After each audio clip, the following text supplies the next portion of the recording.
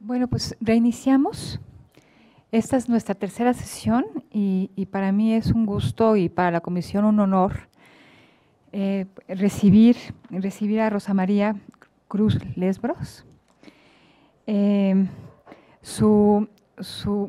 Una breve ficha biográfica se está transmitiendo ahora en las pantallas y Rosa María, pues, le voy a exponer cómo está planteada la estructura de esta entrevista. Tendrá 15 minutos para que nos pueda transmitir a los miembros de esta comisión y a quienes están presentes en esta sala y quienes nos siguen a través de las redes sociales, cuál es su visión del Comité de Participación Ciudadana, las necesidades de corto plazo y los retos de largo plazo para su funcionamiento.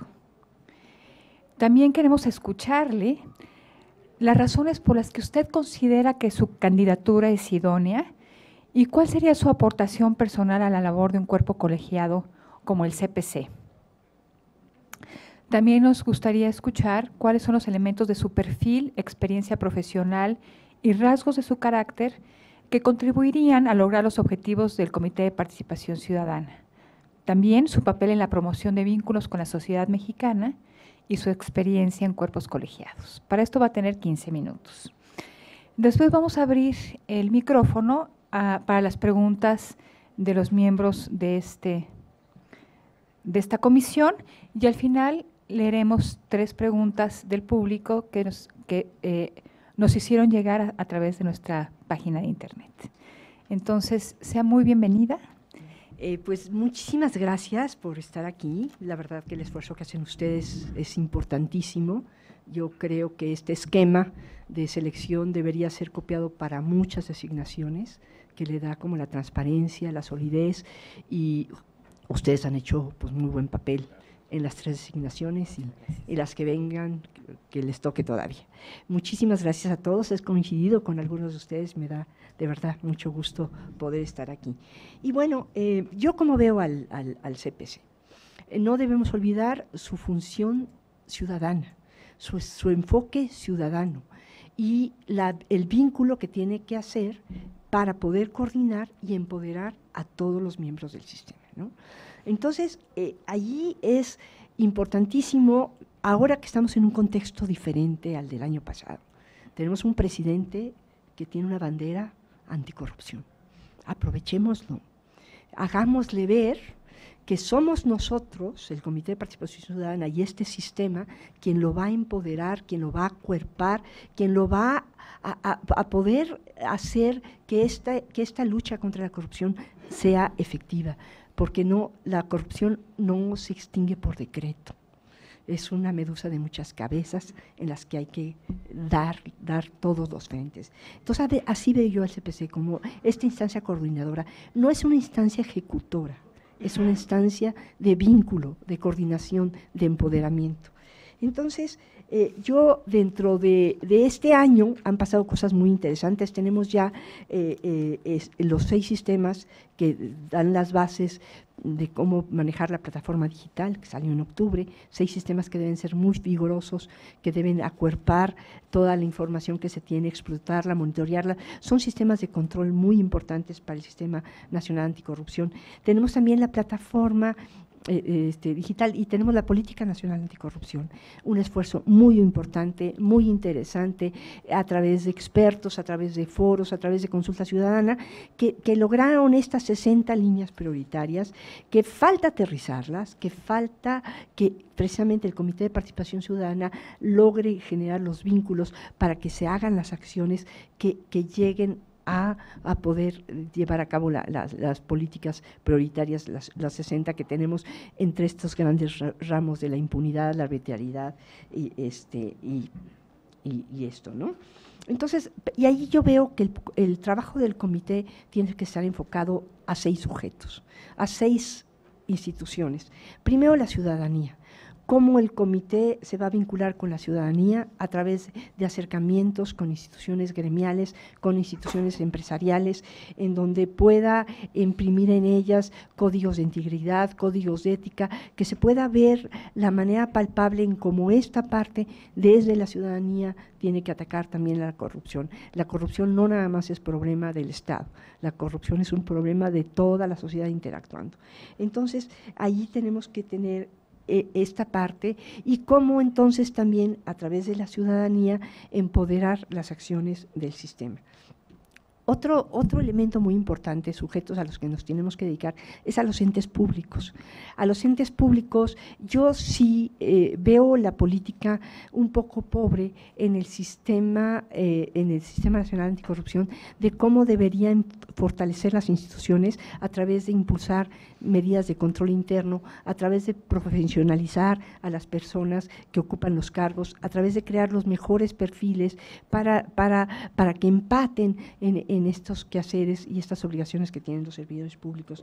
Tenemos también ante los entes públicos otra cosa que vi un poco ausente, como que se toca muy de bajadita, pero pues sí me afecta porque es la contabilidad gubernamental. Casi no se tocó y bueno, a mí como contadora digo, ¿cómo? Para mí es básica la contabilidad gubernamental, el que se les pueda asesorar para que lo cumplan y porque la contabilidad es el diario. Es el diario, por eso tenemos en la contabilidad el diario bien mayor. Es el diario donde vas registrando todo, ahí va quedando la huella. Si no tienes una buena contabilidad, no tienes un buen elemento de persecución y de detectar dónde están los riesgos de corrupción y dónde se dan las medidas. Entonces, tenemos un buen avance en el Sistema Nacional de Contabilidad Gubernamental, en donde ha habido ya mejores cuentas públicas, pero todavía falta llegar a cómo poderlo tener como un control de gestión, control de riesgos, control de combate a la corrupción. Tenemos también ante los entes públicos fortalecer las labores de transparencia, que el servidor público tenga claro que la información no es de él, que la información es del ciudadano, que la información es pública y cómo hacer una transparencia proactiva, cómo decir, mientras tú más transparentes, mejor vínculo vas a tener con la ciudadanía, más fácil va a ser tu gestión. O sea, cómo empoderas a las partes en estos sistemas de transparencia. Tenemos también desde el Comité de Participación Ciudadana ante los entes públicos las partes pendientes, cómo pronunciarnos para el nombramiento de los que están pendientes, del fiscal anticorrupción y de los magistrados. Sin ellos las cabezas están incompletas y no se puede cerrar el círculo, sobre todo en temas de impunidad. Bueno, otro tema muy importante es la vinculación con los sistemas locales anticorrupción. Ya se generó una red, ya tenemos 26 estados con sus comités de participación ciudadana, pero falta que se potencialicen los quehaceres entre estas partes, las mejores prácticas, las acciones de cómo se pueden impulsar las 60 prioridades de la política nacional anticorrupción.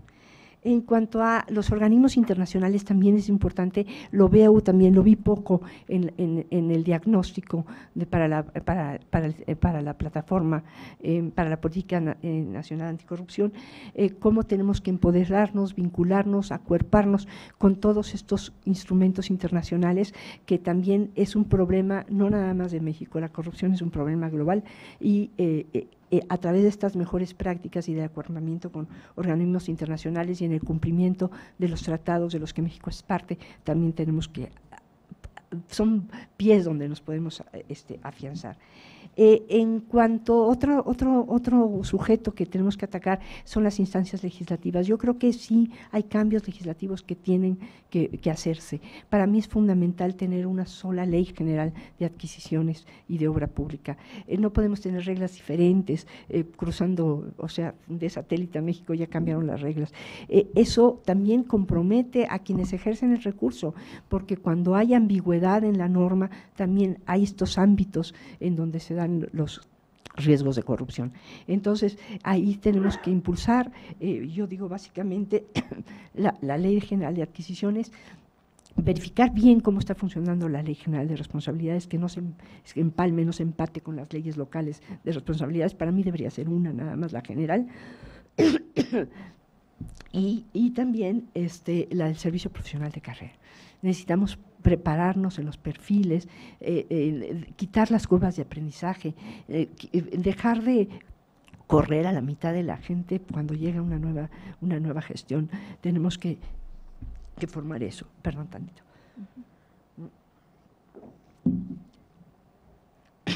Entonces, el trabajo con estos 6 actores para impulsar la política nacional anticorrupción es fundamental.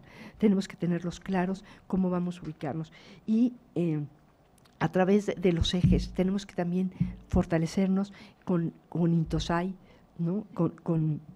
Con la SOSOFIS a través de fiscalización, tenemos que impulsarnos a través de la coordinación del Sistema Nacional de Transparencia, a través del CONAC, con las instituciones gubernamentales, con los ejes, montarnos. Y otro esquema también es hacer como regiones. Las complejidades regionales son distintas.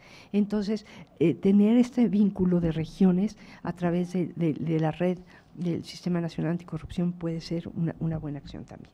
Y bueno, ¿por qué creo que soy la candidata idónea? Bueno, pues el año pasado ya se los platiqué, y del año pasado para acá nada más ha pasado un año más. Este año me dediqué a estar en Nicaragua en un proyecto de implementación de normas contables a nivel internacional. Me tocó todo el tocotín, y pues muy cuestionable cómo se integran todas estas cosas, y he estado en proyectos a nivel de Latinoamérica. Y bueno, he tenido la oportunidad en mi vida y en mi experiencia profesional de ser auditora. Yo confío en que la auditoría es una estrategia muy importante, no nada más de detección y de sanción, sino es una estrategia de encontrar mejores oportunidades para fortalecer a las instituciones. Es una manera en donde logras hacer un análisis de riesgos, y estos riesgos incluyen los riesgos en el combate a la corrupción. Los riesgos no se eliminan, los riesgos existen, pero cómo los detectas y cómo los combates, ¿no? Ese es el análisis de riesgos que tiene implicada también la auditoría. He participado en instancias de derechos humanos, o sea, soy una contadora medio rarita porque he tenido este otro perfil, en donde sí creo que la defensa de los derechos humanos es primordial, y que la corrupción atenta a los derechos humanos, atenta a una vida digna, atenta contra las clases más vulnerables, con los grupos más vulnerables. Entonces, sí traigo la camiseta puesta de que tenemos que hacer algo por estos grupos a través de la lucha de la corrupción, que son los más sensibles. He participado en colegios, en gremios, en el Colegio de Contadores Públicos, es uno de los gremios más grandes a nivel de Latinoamérica, que Toño Gómez el año pasado me corrigió. No es el más grande, pero sí es el más grande donde la colegiación no es obligatoria, que eso hay que tenerlo. Y bueno, yo confío en que los cuerpos colegiados son muy virtuosos, porque tienes esta parte de la interdisciplinariedad, en donde las diferentes saberes suman y llegas a los mejores consensos. Sí, el cuerpo colegiado te ayuda a tener mejores decisiones, mejores análisis, acuerpan las decisiones, y es muy importante. Mi vínculo con sociedad civil a través de todas las organismos de sociedad civil de derechos humanos, he tenido la oportunidad de participar con muchas compañeras, compañeros que hemos estado en estos temas, y que sí creo que es el otro eje que acompaña al Estado para hacer este contrapeso, la presencia de la sociedad civil. Y bueno, yo creo que estoy en un momento en donde puedo darme el lujo de dedicarme a esto. O sea, no tengo necesidades ni económicas, ni vínculos partidistas, ni nada que me pueda cooptar o me pueda llevar, y creo que mi saber y lo que he aprendido lo puedo poner al servicio de la sociedad. Por ahí, en una de mis mejores experiencias en la Comisión de Derechos Humanos, cuando llegué, decía, bueno, ¿quién iba a decir que nos iban a pagar por lo que queremos hacer, ¿no? Y quién iba a decir que puedo poner poner mi mente donde está mi corazón. Y así veo yo a esta nueva institución del Comité de Participación Ciudadana, este vínculo entre sociedad, este vínculo entre quehaceres y esta necesidad de poder empoderar, de empoderar a las instituciones que forman parte del sistema. O sea, cómo podemos generar mejores esquemas de fiscalización, cómo podemos hacer que los expedientes que salen de las auditorías estén sustentados bien para que no lleguemos a puntos de impunidad. O sea, cómo podemos ser esta voz que articula los esfuerzos de una área a otra. ¿Qué pasa con la impunidad? Puedes detectar el hallazgo, pero no lo integras de manera suficiente para que entonces haya las armas para poder llegar a una conclusión sancionatoria en caso de que así se merezca. Les digo que en los 12 años que estuve como contralora, que le hace uno un poquito de abogado también ahí, no perdí un solo caso.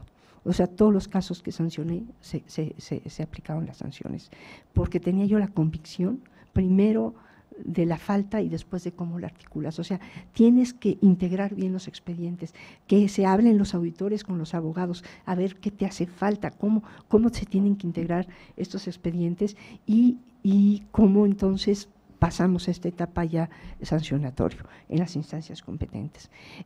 También en el tema de la prevención, en la Comisión de Derechos Humanos les comentaba yo que en 12 años no tuve una sola declaración patrimonial no presentada. Estaba yo viendo las cifras que arrojó el diagnóstico, la mayoría de las sanciones son por declaraciones patrimoniales de quien no supo presentarla, de quien se le fue la fecha. ¿Eso de qué me sirve? A mí lo que me sirve es que la gente cumpla, a mí lo que me sirve es que la gente no quiero que se caiga al hoyo para pescarlo, quiero evitar que caiga en el hoyo. Entonces, la cuestión de prevención, de acompañamiento es muy importante y en ese sentido, ese es el enfoque del Comité de Participación Ciudadana, cómo acompaña a los otros 6 actores del Comité Coordinador para que se articule y se empodere y cómo convencer a quien hoy nos preside en el Ejecutivo Federal de que esto es virtuoso, de que por ahí vamos. Muchas gracias. Muchas gracias, Rosa María. Bueno, vamos a la siguiente etapa de esta entrevista, que abro los micrófonos a los integrantes de esta comisión para quien tenga una pregunta para Rosa María. Por favor, Sergio. Rosa María, muchas gracias. Muchas gracias por participar por segunda ocasión. Lo reconocemos particularmente porque es una muestra de confianza en el trabajo que hace esta comisión y muestra además tu vocación y tu compromiso con esto. Cuando hiciste su exposición, deslizaste una crítica a la propuesta de política nacional, en la que hiciste notar la ausencia de contabilidad. ¿Sí? Yo soy un poco menos políticamente correcto, entonces la pongo en esos términos. Me interesaría mucho que profundizaras en esto y en tu lectura, tu impresión, entendemos que no es un documento acabado, es una propuesta, es que admite ser enriquecida y por eso particularmente me interesaría conocer tu opinión general, qué le sobra, qué le falta, dónde puede mejorar, dónde puede enriquecerse, el papel específico de los mecanismos de prevención y de contabilidad entendida, ¿no? ¿Y qué le añadirías? Digamos, ¿cómo la articularías de esas 60 líneas que tiene la propuesta? ¿Cuáles son aquellas en las que el comité tendría un papel, a tu juicio, más importante? ¿Cómo están o con alguna modificación que pudieras incorporar en estos elementos? Bueno, sí, efectivamente te digo, vi una ausencia, sí se toca, pero muy encimita. Yo sí creo que la contabilidad gubernamental es la manera en cómo puedes dar cuenta del uso del presupuesto. O sea, Y además también cómo das cuenta de los logros, porque la contabilidad gubernamental ahora no tiene nada más el enfoque de decir cuántas facturas pagaste y por qué las pagaste, sino qué logros obtuviste con un enfoque de presupuesto basado en resultados. Es todo un tema creo que va bien, ¿no? Pero el hecho es que todavía no se aplica, ¿no? La norma está, el CONAC ha funcionado bien, pero falta que las instituciones, las entidades federativas lleguen a producir la información que se requiere. Y entonces, ¿qué pasa con la contabilidad? Si tú tienes un adecuado sistema de contabilidad en donde tienes casados tu presupuesto con tus proyectos, con tus resultados, ahí también tienes la huella de si las cosas se hicieron de acuerdo a la legalidad y de acuerdo al motivo por el cual fueron destinados unos recursos.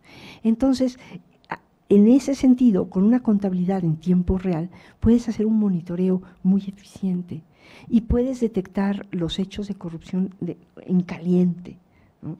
Y esto puede ser a través de la misma institución, porque no necesariamente los directivos de las instituciones tienen la capacidad de tener a todo el mundo monitoreado en el día a día, pero a través de los reportes contables sí.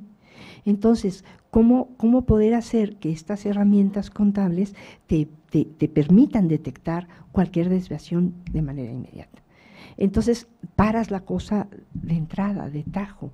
Y además también esto es una herramienta de rendición de cuentas, de un derecho de la ciudadanía, en donde una virtud muy importante es la armonización contable. Ya esta Ley General de Contabilidad Gubernamental obliga a que todo mundo a nivel municipal, de entidad federativa o a nivel federal, emita los estados con las mismas reglas de juego, que se le llame todo de la misma manera.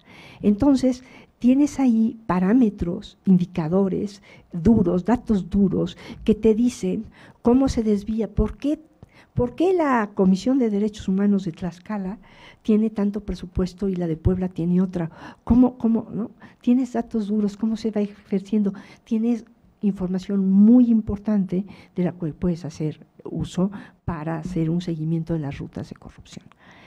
También este sistema contable emplea indicadores de desempeño, en donde también tienes los porqués, a través de la matriz de marco lógico, tienes los indicadores que te dicen qué estás haciendo, por qué lo estás haciendo y a qué estás llegando. Entonces ahí, ¿cómo decirte? Si tú tienes los datos y tienes quien los pueda saber interpretar, ahí tienes oro molido para poder detectar mejores oportunidades, desviación de recursos que no fueron aprobados, licitaciones que no se hicieron y que se adjudicaron. Tienes ahí toda la información. Se hace poco uso de esa información y de las auditorías que se practican después llegan a observaciones que a lo mejor son menores, que no se van a lo profundo, ¿no? También tenemos que ver cómo cambiar el enfoque de las observaciones y recomendaciones que emanan de las auditorías que revisan esto. ¿Sí? Gracias. Pedro, por favor. Muchas gracias. Yo me sumo al agradecimiento en verdad y al reconocimiento por el hecho de que esté con nosotros de nueva cuenta este año. En verdad es una muestra de lo que decía Sergio López Ayllón, pero también un gesto que de nuestra parte, al menos en mi caso, agradezco sentidamente. Yo tengo una pregunta muy concreta que tiene que ver con algo de la exposición. Decía, hace un año decía una cosa, ha pasado solo un año, sí, pero han cambiado muchas cosas, ¿no? Es decir, el contexto nacional del año pasado al de hoy es muy distinto. Y ahí mi pregunta es, desde su perspectiva, ¿cuáles son los cambios más relevantes de contexto que implicarían una estrategia distinta de participación en el CPC en caso de formar parte del mismo?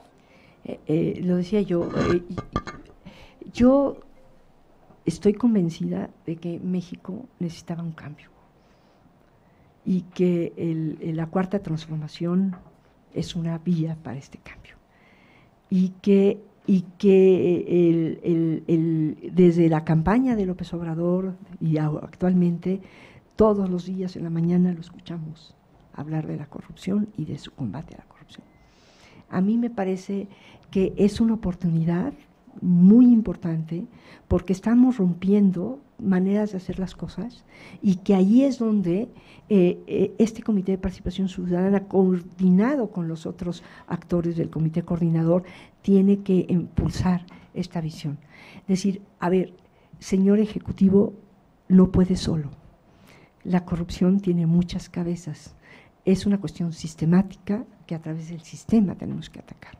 Entonces, no tiene que haber esta vinculación muy importante entre la función pública en la parte de prevención, de auditorías y todo lo que le toca hacer a la Secretaría de la Función Pública con la Auditoría Superior de la Federación. ¿Cómo pueden vincular las acciones de fiscalización hacia problemas encontrados de corrupción? ¿Cómo vamos atacando los grandes temas? ¿Cómo entonces nos vamos a vincular con cuestiones de transparencia, con el INAI que también está ahí, para decir cómo empoderamos a la sociedad a través de esta información pública de oficio que la ciudadanía debe conocer y cómo la traemos? ¿Cómo vamos a vincular al tribunal para que las sanciones se puedan imponer de acuerdo a los hallazgos que se hayan hecho anteriormente? ¿Cómo vamos a perfeccionar este sistema de faltas leves, faltas graves, para ver qué te queda? Porque ahorita hay un problema bien interesante, que van, retachan, no retachan, se van los tiempos. Hay un problema ahí que hay que afinar de cómo se dan los casos de vista de hechos ante el Tribunal de Casos Graves. Pero entonces, ¿cómo entonces vamos a cerrar los círculos entre todos los que forman el Comité Coordinador? Y es lo que les digo, o sea, necesitamos convencer de que esto es sistémico y solo a través de un sistema podemos combatirlo, que no nada más es cuestión de una voluntad o de un decreto. Muchas gracias.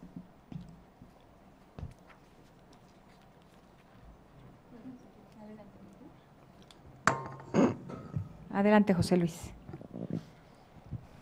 Sí, Rosa María, pues también agradecer tu presencia esta mañana y esta, digamos, expresión de confianza en este proceso que implica el que hayas vuelto a ser postulada por organizaciones. En el mismo sentido, has hablado mucho del Comité Coordinador y de las piezas que le faltan, que ya estaban definidas, pero yo te quiero preguntar concretamente si estimas tú y desde tu área de expertise que sería necesario incorporar alguna instancia más del sector público en el Comité Coordinador y por qué. Mira, yo creo que sí es muy importante incorporar a otras instancias, si no dentro del comité, que tendría que ser un proceso de cambio legislativo, pero sí a través de convenios de colaboración por lo pronto. Necesariamente tiene que estar el SAT. El SAT tiene información también privilegiada en donde podemos detectar desviaciones y cuestiones de hechos de corrupción, a la UIC, ¿no?, a la Unidad de Inteligencia Financiera, de la propia Secretaría de Hacienda y Crédito Público. Al INE, ahorita no hay tanto proceso electoral, pero en momentos electorales también el desvío de fondos se da muchísimo en esto. Por cierto, han generado algunas estrategias importantes a través de la unidad de fiscalización del INE. Creo que van empoderándose, van mejor, pero ahí tendríamos que tener contactos. Y tal vez también a través de la CNBB, ¿no? Todas las instancias que de alguna manera poseen información que podrían colaborar. Ahora, ¿a quién integrar como parte del comité? Tal vez al SAT, yo creo que sería lo que podría estar incorporado, ¿no? ¿Crees que sería, gracias, importante empezar, digamos, con esta nueva etapa, con el Comité de Participación Ciudadana, con una reforma legislativa, hablando de esto, como que te dio ruido, una reforma a la ley del sistema? ¿Lo verías pertinente, posible políticamente? Mira, a mí me da, cuando las cosas no se han consolidado, a mí me da pendiente cambiarlas, ¿no? O sea, es decir, dejemos que maduren, dejemos que se establezcan y luego hagamos cambios, porque si no, no le damos tiempo a los procesos de estar. Lo que sí nos tenemos que apurar, ¿no? Porque esto ya vamos a cumplir de 2015 para acá. Claro. 4 años. Se dicen pronto y parece que no se avanza. Entonces, sí, yo me daría como toda la fuerza en hacer operable los 60 líneas prioritarias, en cómo lo vas haciendo y cómo articulas y haces obligatorio la práctica de las políticas prioritarias, ¿no? ¿Cómo vas haciendo que a través de todos los entes públicos se vayan generando estas cosas? O sea, más una apuesta por la política anticorrupción que por una reforma legal a la ley del sistema. Ok, gracias. Esa es mi visión, por lo pronto. Sí, sí, gracias. Viridiana, tienes el micrófono. Si quieren con Rosa María, muchísimas gracias por volver a aplicar. Una de las grandes críticas que se ha hecho al CPC es la falta de heterogeneidad de sus miembros y que no están representados todos los grupos de la sociedad civil. Se critica al CPC de ser un grupo de élite, en donde solamente está representada la academia y ciertas formas de organización más relacionadas con cuestiones empresariales. No sé si nos podrías tú decir tu candidatura, ¿cómo contribuiría a promover la heterogeneidad, si es que lo haría? ¿Y cuál es tu opinión respecto a estas críticas? Mira, la conformación del CPC pues ha sido a través de estos concursos en donde ha llegado la gente y ha pasado por este proceso y se ha incorporado. Sí hay esta crítica de que tal vez algunos de sus miembros representan más al sector empresarial. Yo les puedo decir que en mi caso, pues, yo no pertenezco al sector empresarial, sino a un gremial más bien, que lo que hacemos en el Colegio de Contadores es empoderar a la profesión contable en el quehacer, en el saber, para generar estas cuestiones de valor ante la sociedad, ¿no? De formar personas éticas con códigos de integridad en el quehacer del ejercicio contable. Y por otra parte, mi perfil no es tan empresarial, sino que más bien provengo de luchas de derechos humanos y otras cosas que les voy a decir que el encabezar el Colegio de Contadores Públicos más bien me llevó a eso, una cuestión de lucha de género, ¿no? Es decir, fui la primera mujer y decir, ahí es cuestión de lucha de derechos y de género, pues alzo la mano y porque ya toca quedar, ¿no? Entonces, te digo, yo puedo hablar de mi perfil, que he tenido la oportunidad de participar en diferentes ámbitos a través de mi profesión, que eso sí le agradezco mucho a esto, de que tanto he podido estar en una institución pública, en un tema de derechos humanos, como he estado en organismos internacionales, que también creo es muy importante el poder apalancarnos con ellos. He estado con organizaciones de sociedad civil en temas de derechos humanos y bueno, y obviamente pues en la parte del ejercicio profesional como auditorías, pues con empresas, ¿no? Entonces, yo creo que sí, este cuerpo colegiado, ahora con la salida también de otro de sus miembros, pues puede conformar estas visiones. Yo lo que creo es que el Comité de Participación Ciudadana no ha podido posicionarse también, que tendríamos que buscar formas de hacernos visibles, de hacernos públicos y lograr como esta compenetración con la sociedad civil organizada. Hay todas estas instituciones que luchan contra la corrupción, cantidad de organizaciones de sociedad civil. Tenemos que generar estos vínculos muy fuertes, continuar con los foros, continuar con las redes y hacernos visibles a través de ellos. Muchas gracias. ¿Alguna pregunta adicional? Por favor. Contadora, agradezco su renovada participación, también la asumo como un voto de confianza que agradezco. Y también agradezco la pasión con la que comunica y la elocuencia, pues temas que pudieran parecer muy técnicos y en su voz los hace ver pues como con una energía y una pasión que la distingue. Nos vimos hace un año. En este año han pasado muchas cosas en la vida del país. Le pediría un ejercicio de imaginación hacia adelante. En un año, supongamos que estamos en enero del 2020 y usted forma parte del Comité de Participación Ciudadana. ¿Qué le gustaría que sucediera en el comité en ese primer año?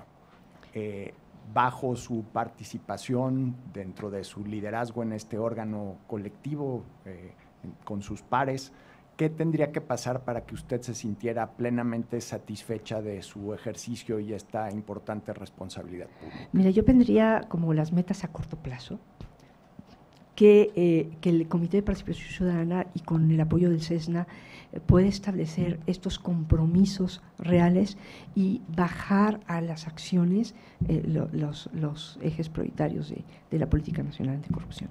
Yo diría, en este año necesitamos sí o sí establecer los vínculos, los procesos, los compromisos entre las instituciones del Comité Coordinador. Necesita haber una apuesta a un sí, un convencimiento de un sí, de por ahí va. Y también esperando que ya tengamos un fiscal anticorrupción donde también se haga este vínculo para las denuncias y que se cierre el círculo de prevención, detección y sanción. Yo sí lo veo, o sea, trabajar fuerte en la coordinación de los integrantes del sistema.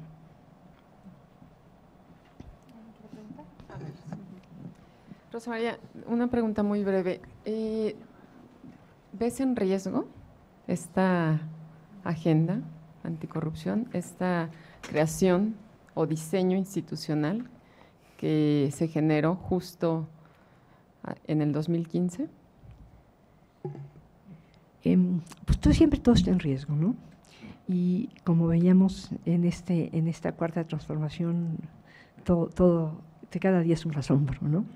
Entonces, pero al mismo tiempo, o sea, el riesgo da la oportunidad, ¿no? Puede haber gente que no le guste el sistema y puede haber gente que a lo mejor piense que por ahí no va, ¿no? Yo creo que se ha trabajado bastante, que tenemos una institución sólida, formada, con luces. Este año se avanzó mucho en la política y con referentes internacionales que también nos dan fuerza, nos acuerpan y que también la sociedad civil está empoderándonos en ese sentido. Entonces, riesgos sí los hay. Y la cuestión es cómo visualizarlos, cómo enfrentarlos y cómo sacar oportunidades de estos riesgos para seguir impulsándolo. Sí. Gracias, Rosa María. Y bueno, simplemente tomar lo que estás diciendo. ¿Cuál es el principal riesgo para el sistema? El principal riesgo es que haya una falta de voluntad política, ¿no? En donde dejen al sistema como una creación ocurrente de unos loquitos de hace 4 años y que no haya esa voluntad de confiar en este sistema virtuoso. Entonces, ante ese riesgo, eso es lo que toca. ¿Y hay alguna manera de que el sistema se consolide aún en ausencia de voluntad política? Sí, porque precisamente esa es la virtud del sistema, ¿no? Tienes todas estas cabezas, que no nada más es una, tenemos a los entes fiscalizadores, tenemos a los tribunales, tenemos a la sociedad civil que tenemos que dejar que se empodere, ¿no? Entonces, sí hay riesgo, sí hay que luchar pudiese haber una falta de voluntad política, pero entonces, ¿cómo? Precisamente eso es lo virtuoso del sistema, que no está solo la puesta en una sola cabeza. Muchas gracias, Rosa María. Pues ahora vamos a pasar a la siguiente etapa de esta entrevista, que consiste en que lea preguntas del público, que nos han hecho llegar a través de la página de internet de la comisión. Es una pregunta de Marcos Guzmán, que dice que ¿cree usted que la capacitación, el servicio profesional de carrera y la meritocracia es un factor determinante para que las instituciones públicas funcionen de una manera más eficiente? Sí, de hecho sí lo mencioné en mi presentación. Me parece que el contar con las personas adecuadas para los puestos adecuados es importantísimo.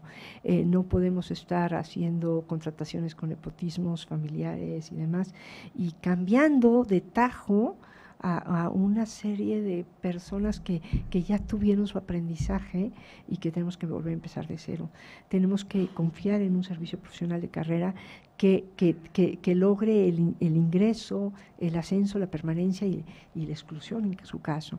Y cómo entonces puedes incentivar un mejor desempeño y un mejor trabajo si vas a tener un reconocimiento como servidor público. Y entonces también una de las partes que sí se ha avanzado es la capacitación.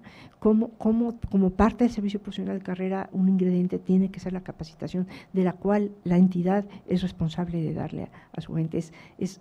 Yo creo que uno de los grandes temas es la pérdida de valores cuando no hay una continuidad en el servicio profesional.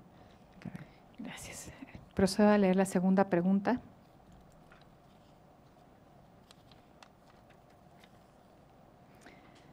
De Fernando Barbosa, ¿considera usted que las diversas autoridades que intervienen en el proceso de prevención y combate a la corrupción cuentan con el marco jurídico competente para hacerlo? En principio sí, y como les decía yo, la norma jurídica básica está. Hay algunas que requieren cambios. En la cuestión de adquisiciones he sido una impulsora de que se cambie los procedimientos de adjudicación y seguimiento de contrataciones públicas para que se eviten estos desvíos y estas simulaciones, ¿no?, de compras que se da todos los días. Pero en cuanto a la norma, en general tenemos una auditoría superior de la Federación con una ley de fiscalización sólida, tenemos una ley de transparencia sólida. Creo que tenemos un andamiaje legislativo en general bueno. Yo hablaría nada más de cambiar adquisiciones, de la ley de responsabilidades. Me parece importante que se deroguen las estatales, se quede nada más la ley general y en general creo yo me enfocaría a esas dos legislaciones. La tercera y última pregunta del público es esta. De Manuel Silva también. ¿Cuáles considera que son los temas prioritarios que debe contener el programa de trabajo anual del Comité de Participación Ciudadana del Sistema Nacional Anticorrupción? El plan de trabajo anual del Comité de Participación Ciudadana tendría que tener cómo articular las acciones para implementar la política nacional de corrupción. Eso sería como lo prioritario, tener como un mapa en ruta, en tiempo, sobre cómo deben irse dando, priorizando las 60 acciones. No todas se podrán hacer a la vez, hacer una cuestión de priorización sobre cuáles tenemos que ir primero, las rutas para poderlas implementar, es lo que creo que sigue en este año en particular. Bueno, Rosa María, pues con eso concluimos la entrevista. Te expreso mi agradecimiento y mi reconocimiento y a nombre de mi comisión, muchas gracias. Estaremos en contacto contigo. Muchas gracias. Muchas gracias.